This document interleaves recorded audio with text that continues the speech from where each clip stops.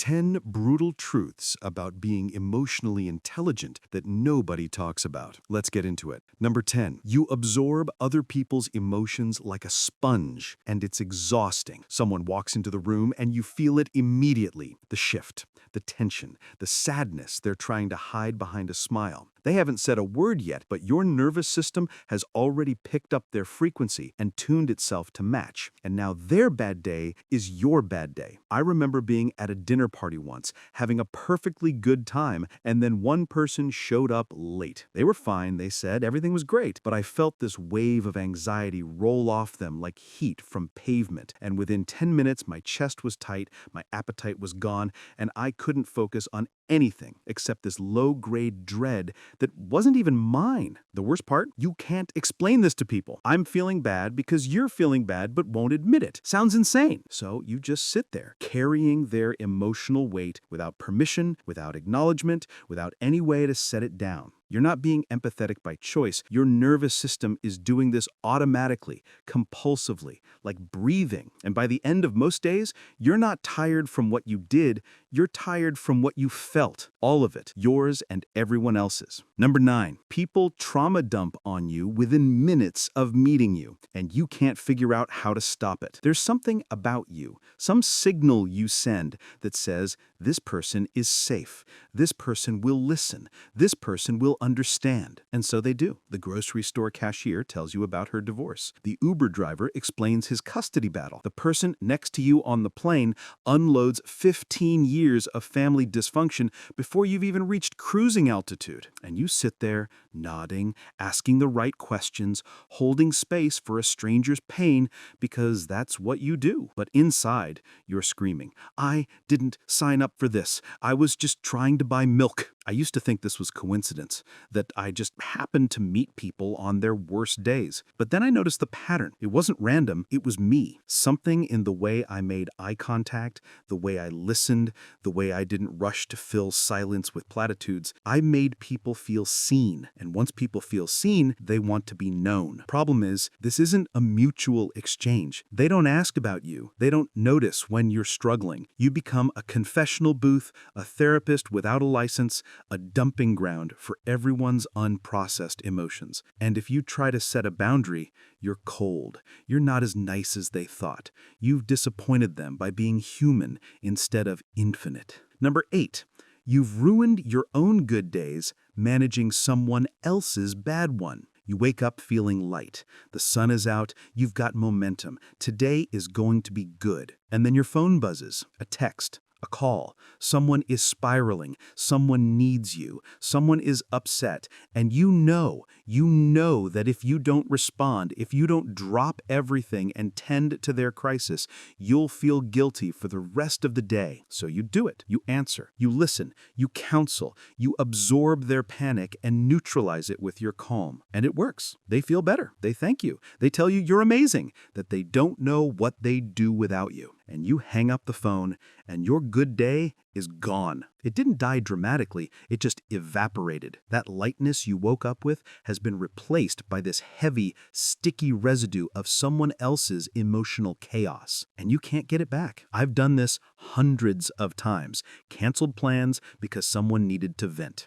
Postponed my own work to be someone's emotional support. Smiled through my own exhaustion to make sure someone else felt okay. And the cruelest part is that nobody forced me. I did it willingly, compulsively, because the alternative, letting them suffer alone, felt worse than sacrificing my own peace. But here's the truth I'm still learning. You can't save people from their feelings. You can only drown with them. And calling that love or loyalty or kindness doesn't make it any less destructive. Number 7, you know what people need before they ask, and you resent them for not noticing you. You see it so clearly. Your friend is overwhelmed, so you offer help before they have to ask. Your partner is stressed, so you create space for them to decompress. Your coworker is struggling, so you quietly pick up the slack. You anticipate needs like it's a sixth sense. And it feels good at first, being useful, being the person who just gets it. But then you realize nobody's doing this for you. You're drowning, and they don't notice. You're You're exhausted and they don't ask. You need support and they're oblivious because you've trained them to believe you're fine. You've made it look so easy being the strong one, the perceptive one, the one who never needs anything. I spent years being angry about this, silently furious that the people I loved couldn't read me the way I read them. But the anger was misplaced. They weren't failing me. I was failing myself. I was giving and expecting people to somehow intuit that I was empty when I'd spent years convincing them I was full. Emotional intelligence doesn't mean you're responsible for managing everyone's feelings. It means you're capable of it. And that capability becomes a trap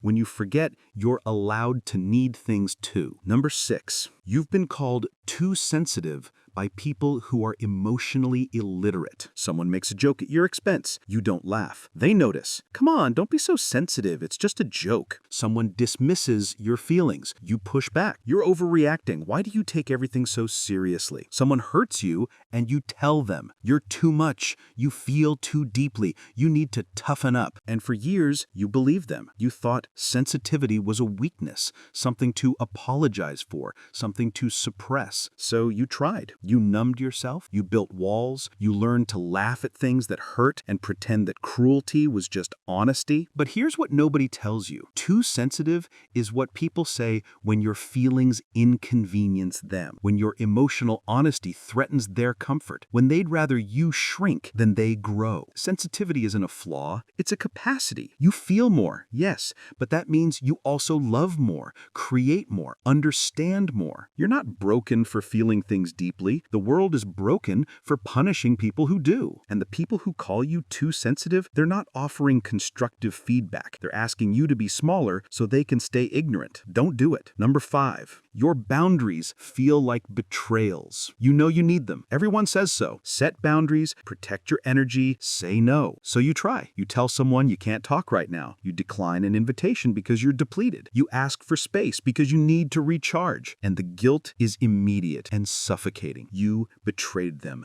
You let them down. You're selfish. You're a bad friend. You're a bad person because people who are used to your limitless availability don't react well when you suddenly have limits. I've set boundaries exactly twice in my life where I didn't feel like I was doing something wrong. Every other time, even when I knew it was necessary, even when I was running on empty, even when saying yes would have destroyed me, I still felt like the villain in someone else's story. Because emotional intelligence comes with this warped sense of responsibility. You can see what people need, so you feel obligated to provide it. And when you don't, when you choose yourself, it feels like a moral failure. But here's the thing. Boundaries aren't rejections. They're just honest. And if someone can't respect your limits, they were never respecting you. They were using you. Number 4, you can't watch certain movies or read certain books because you feel too much. Other people can watch a sad movie and feel a little melancholy for an hour. You watch the same movie and it ruins your entire week. You don't just empathize with the characters,